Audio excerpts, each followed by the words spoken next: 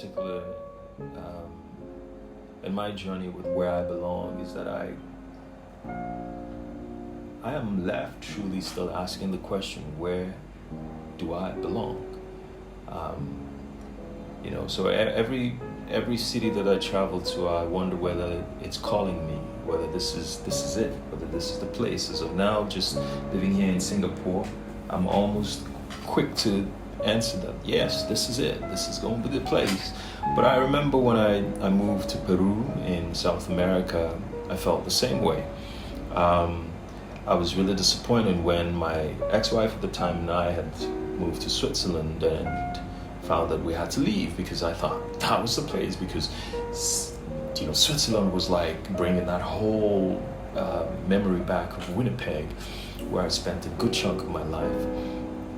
And the same thing too when I moved to Connecticut, or be it when I moved to when I moved back to Lagos, Nigeria, or when I went back to Enugu, when I moved to Enugu Coal City. All these different places, every time that I landed, I felt at home. I felt this was home. So when my agents call me and want to start doing some restructuring of my investments and ask me questions like, where do you want to retire? I'm always confused. So I guess one of the setbacks of the benefit of the beauty of having lived in 5 out of the 7 continents and having been part and parcel of so many different cultures is the fear of not knowing where you want to retire in the future, where you see that the last leg of your life, where you want to be. Because I guess in my teens, or maybe in my early 20s, or even when I started my first job, I thought I knew where I wanted to retire. I knew certainly what I didn't want. But now,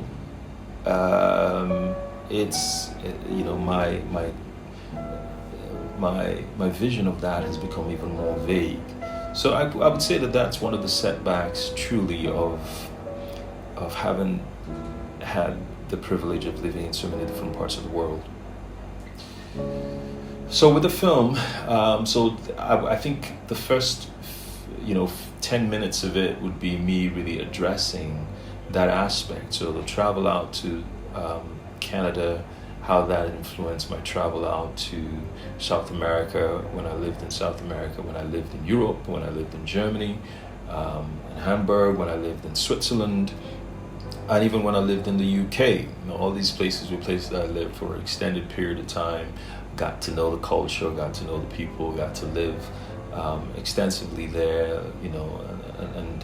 and started to try to build a stable home front.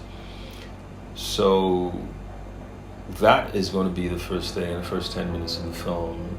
Following that, I think that the second vlog is going to be me looking at relationship, female nature, understanding broadly now, having dated different women of different faith and different ethnicities and different races. One of the fundamental things that I've picked up, being a married man, being in long LTRs, being exposed to,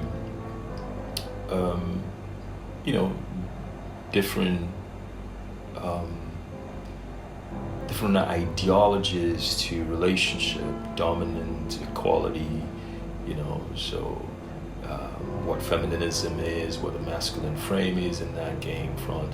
I think this is kind of the heartbeat of the film, where I belong. Although I'm going to try my best to restrict it to just one, at best 2 vlogs, there's quite a bit of depth that I think that I would be able to share in that front.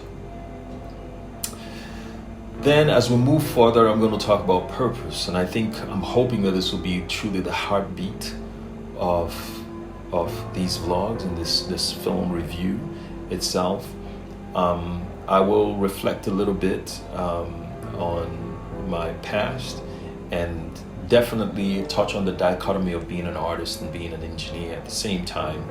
I might want to look at, the perception that people have in very odd and seemingly um,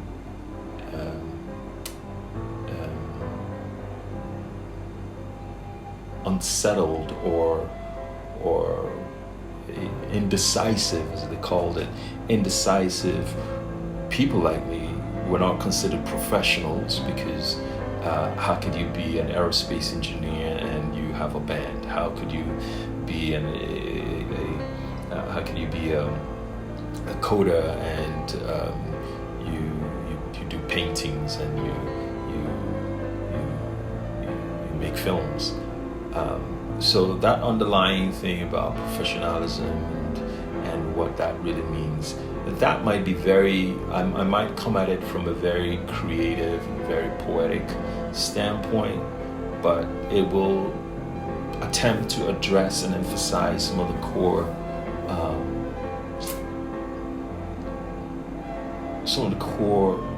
insights that I've gotten, and I'll do my best not to make mockery of people's prejudging of my, I guess you could call it my choice in living out both parts of my life, as it were. I will also touch on the cause and effects of it, why I am an engineer and why I am an artist, in my own opinion, and how, and maybe a little bit, maybe in the future, again, this is something that I might get deeper into, but I will address how I'm coping with it, how I'm handling it, and why I've taken the path of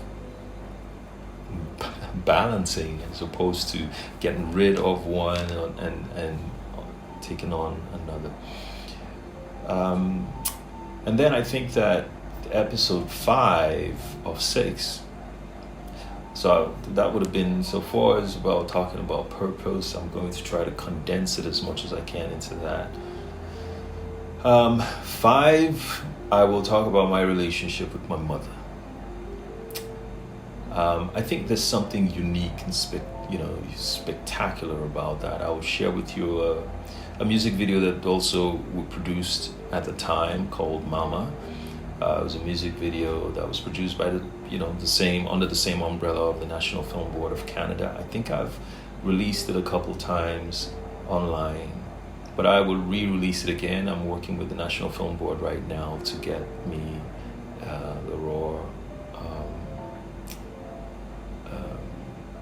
video, so that because the one that I have is kind of low res, and it's 15-year-old music video, but that would sort of open the discussions about that relationship. The reason why I think that it's important for me to really discuss my relationship with my mother, because in the film you could see it. You could see, my affection towards my mother. But there is an influence, there's a powerful influence that she, as a mother and as a professional and very strong human being, had, particularly in my life. So it's an important one to really dissect as you see it heavy loaded in the film. I didn't talk much about the key things that I'm going to discuss about my relationship with my girlfriend, obviously, but in the 2 episodes 2 and 3, I hope I didn't particularly summarize that well here, but 2 and 3, when I talk about my relationships with Tina, the girlfriend at the time, where I'm talking about female nature and talking about my observations having dated other women from different races, and there's also a thick part of that. Whether there's going to be an interlink between that and episode 5, I'm not particularly sure. It's left for you, the audience.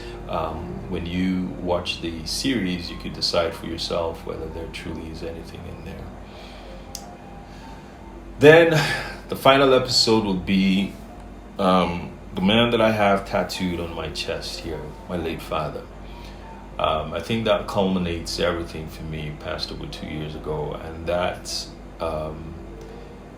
period, 2018, is really what I'm going to probably try to title that episode, because that was a turning point in my life. A whole lot of things made that made sense didn't make sense anymore. A whole lot of things that didn't make sense started to make sense. So that particular episode is a massive one. It might be very heartfelt because the man that I will be, rewinding and replaying his scene in the film is no longer with us. So I anticipate that I might have a biased take on it because there's going to be, it's going to be more of an emotional instead of a very objective take on him, on that relationship, on the relationship that I have. But I'm hoping that being able to juxtapose my relationship with my father and my mother in episode 5 and 6, I might find something particularly interesting in that. And without having to say much, I'm hoping that the audience will be able to also take away what the household was like growing up. And then I want to throw in a bonus episode. So shout out to Frantic Films. My ex-girlfriend Tina and I were also on a reality show. We were on a reality show in that same year as I was producing the film. So we had just finished shooting the last bit, and you'd see in the end of the movie where she and I finally made up and got back together. But of course there were still issues. So we were whisked away to the Caribbean on a reality show called strangely enough called Last Chance for Romance. So out there we went through, some level of therapy, and you get to see that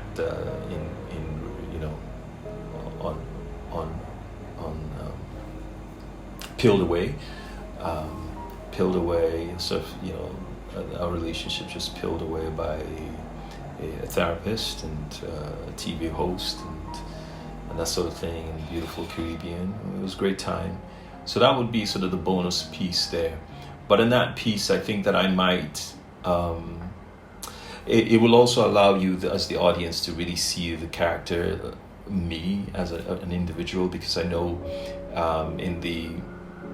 throughout the first 6 episodes, I'll keep giving you guys excuses why my character, my person, wasn't as forthcoming as I supposedly should have been.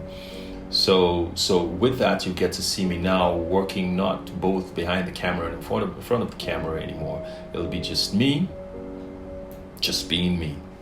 So what you see there would be me in my masculine frame at that time in my life. 15 years ago, my frame has greatly changed since then, but it'll be an interesting take to see that contrast there, because that's still the same young man, but you can see with less weight on his shoulders. So I didn't have to be running around caring for my parents by myself, trying to organize the film, make things work with the film, trying to keep my job going, while at the same time trying to so I was directing the film as well, and also trying to do so I was doing 1,000 things. But out in the Caribbean, kind of almost a 2-week vacation kind of thing. That was much better. The tension and the tension was a whole lot less, and I got a chance to be a little bit more myself. So that's the bonus episode 7.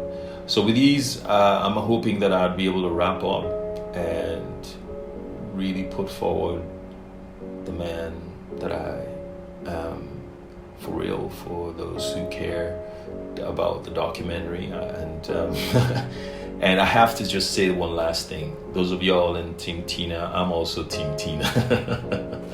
I'm also Team Tina, straight up. So just have that in mind, that I do see what you all saw in the film, and the cringe-worthy parts are definitely cringe-worthy, and other parts that were kind of like, the depth, I didn't really get down to the real nitty-gritty stuff. I apologize for partly I knew that, and that's why I didn't really push and promote the film as much. But in retrospect, it's something for us all to really find whatever we can identify with in there for ourselves and just take away. A film is just a film, okay? So once again, thank you. So my name is Orenze. I'm the director and producer. I'm the director and of my autobiography, Where I Belong. And I hope you join me in this journey. Thank you. See ya.